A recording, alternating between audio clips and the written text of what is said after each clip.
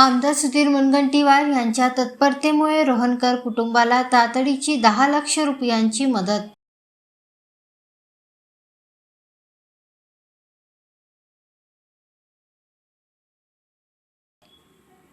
आमदार सुधीर मुनगंटीवार यांच्या संवेदनशील वृत्तीची पुन्हा एकदा प्रचिती आली.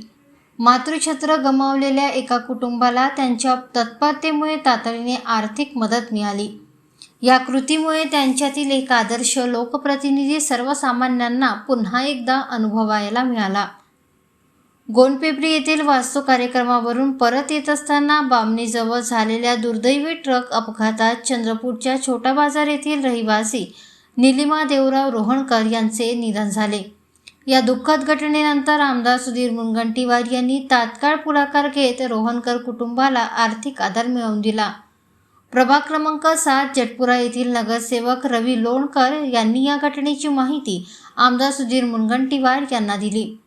आमदार सुधीर मुनगंटीवार यांनी दखल घेत लॉयड्स मेटलचे सिनियर जनरल मॅनेजर यांना अमित जयसिंग यांना या घटनेसंदर्भात माहिती देत लॉयड्स मेटल कंपनीकडून तात्काळ आर्थिक मदत देण्याचे निर्देश दिले.